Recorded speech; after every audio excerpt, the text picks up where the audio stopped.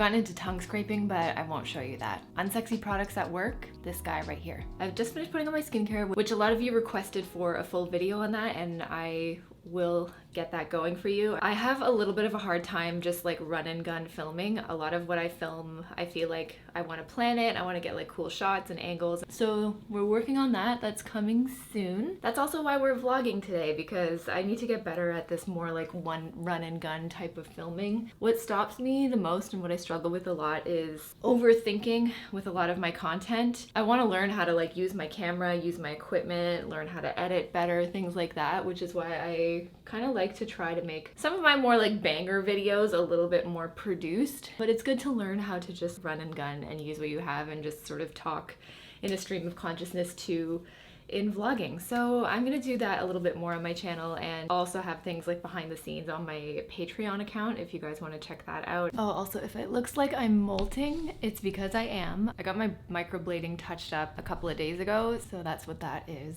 And we're just going with my everyday makeup bag. I have a few different bits of makeup that I kind of like to interchange here and there. I've started to feel pretty overwhelmed by my stuff lately, and when that happens, I just know that I've just been saying yes to too many things and accepting too much. Like, I don't accept a lot of PR at all. I refuse a lot of it because I just don't have space for it. A lot of PR that comes is makeup and skincare, and when it comes to skincare especially, I'm really wary of trying anything other than my current routine, because like skincare doesn't need to be complicated. And I think why do they love exfoliants so much, and like why is hyaluronic acid in everything?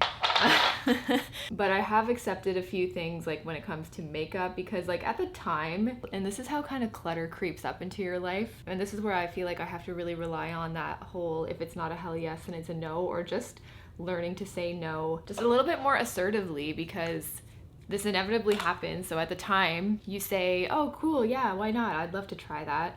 It's like really, really nice. They offer, you know, people offer to send you things, and then you almost like forget that you say yes, and then by the time the actual package arrives and it's like, oh shit.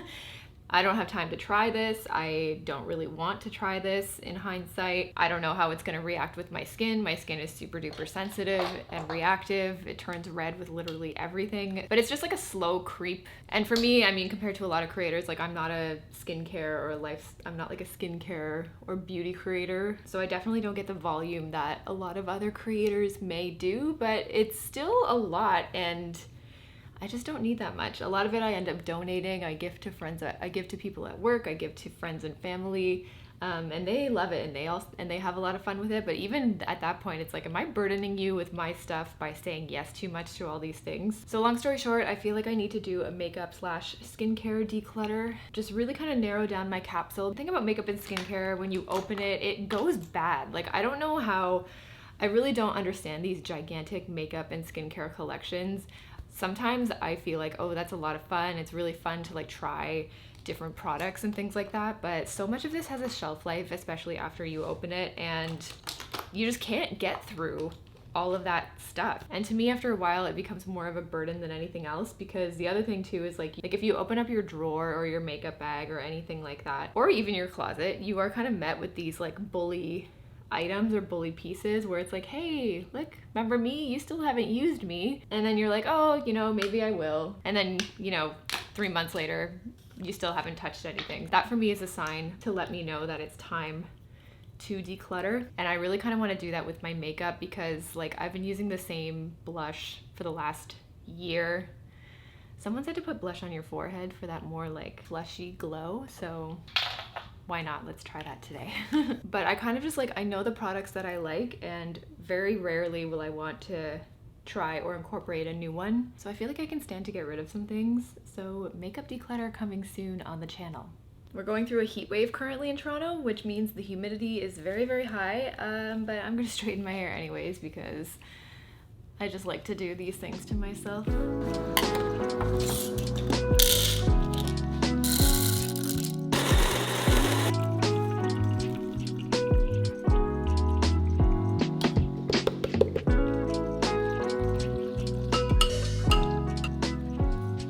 So in case you were wondering, I have been starting to put collagen in my coffee. I just get the one from Costco. It's the Organica one. I think it's I think it's bovine. One, because a serving is an extra 10 grams of protein, so I just like throwing that in my coffee. And I don't know, I just want to see if it has any benefits in terms of skin health, joint health. But apparently supplementing with collagen helps stimulate your body to produce its own collagen. So there may be some benefit in supplementing.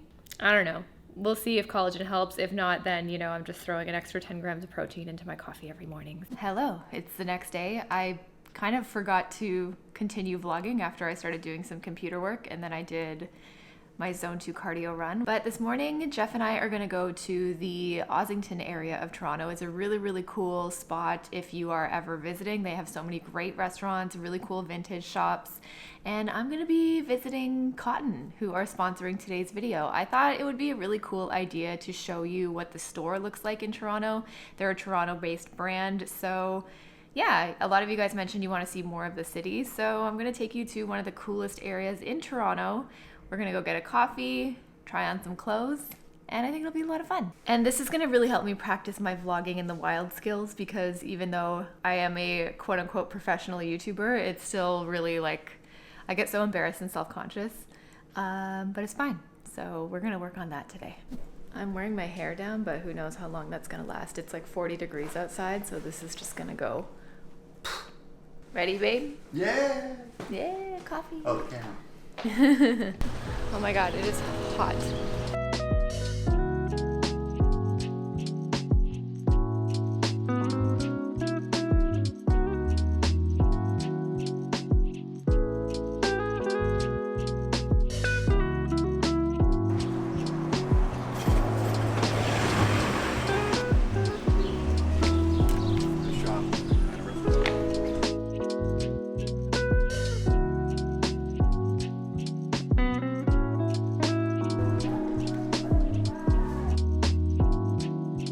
That dress is so nice on you.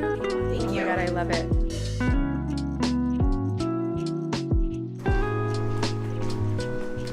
So just left Cotton. It's such a nice store. It's huge. The location's beautiful, just beautifully decorated. Like if you want interior inspiration too, I don't know. I love it. It's like really earthy and organic and amazing. And now we're just gonna walk up and get another coffee because I don't know, that's what you do. You always want a coffee immediately after the first one. So we went to Sam James Coffee, which was really, really good. I had an Americano, Jeff had a cappuccino. Great cappuccino. Really, really good, not bitter, very nice and flavorful. And now we're going to Rooms Coffee, which is also on Ossington. Jeff's heard of it, I haven't. We'll see if the coffee's good. I'm sure it will be. Everything's good on Ossington.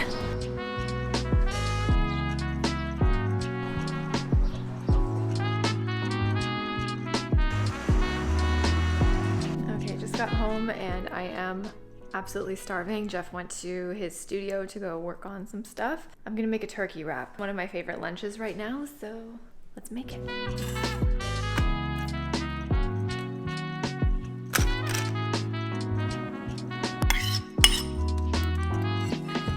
Need bigger wraps. For dessert, whoops, strawberries and kiwi. Okay, so now I'm back from Cotton and I picked out a few cute little sets, dresses, things like that for summer. Cotton has really been killing it lately with their pieces and designs, and they are one of my all-time favorite brands for basics, not only because they're a Toronto brand, support local, I really love that, but I really love their ethos when it comes to mindful creation on their part for better and more mindful consumption on our part. So all their products are made out of natural fibers, so they'll actually break down at the end of their life cycle, and they're gonna feel good on your skin and wear really well over time. I picked out 3 pieces from their summer collection, so I'll show you. And I saw a lot of people trying this dress on in the flagship when I went. I tried it on in white and small and it was a bit too big, so I got it in an extra small in black. It is so comfortable. This is called the ballet dress. Like, yes, hello, we're ready for the farmer's market. And it has pockets.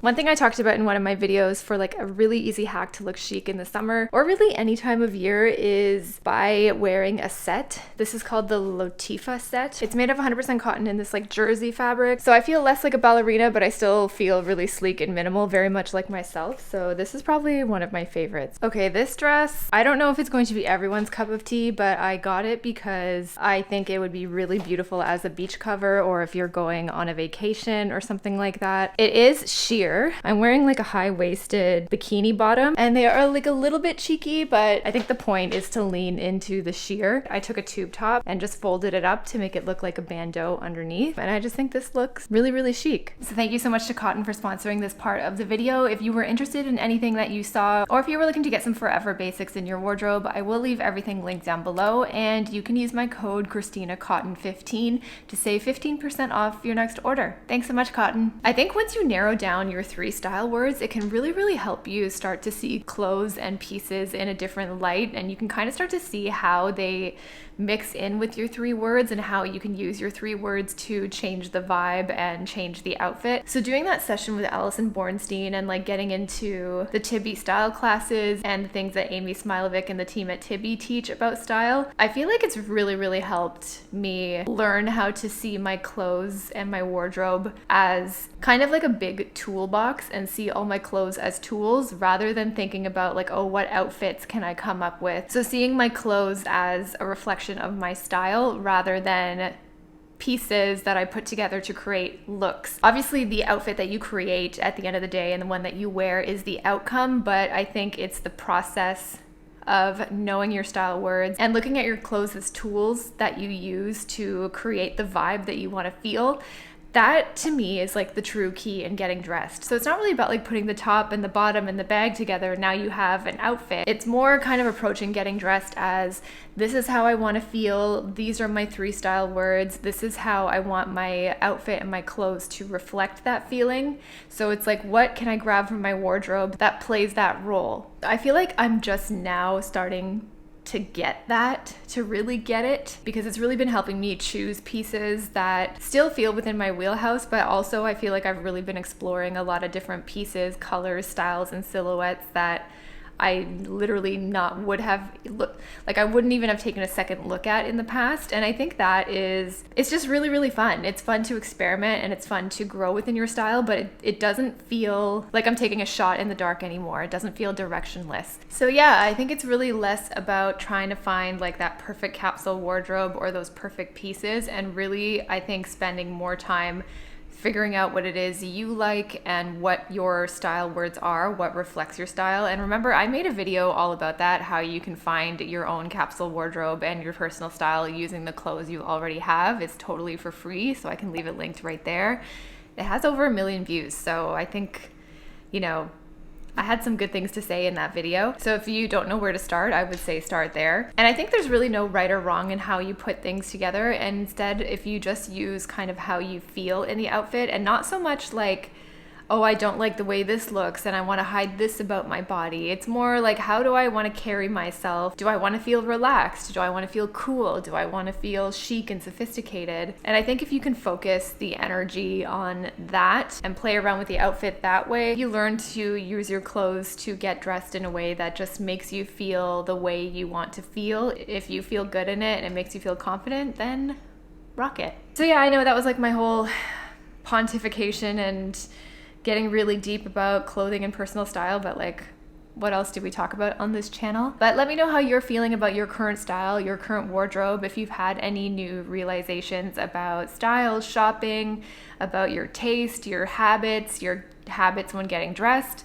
Leave them down below because I want to hear about it. I think we have one of the best communities on the YouTube, on the internet. Let me know down below. Anything new that you learned about style? What's going on? I think I'm going to make a pre-workout snack. I always like to have a little bit of like a protein and a carb before I go work out, about like an hour and a half before.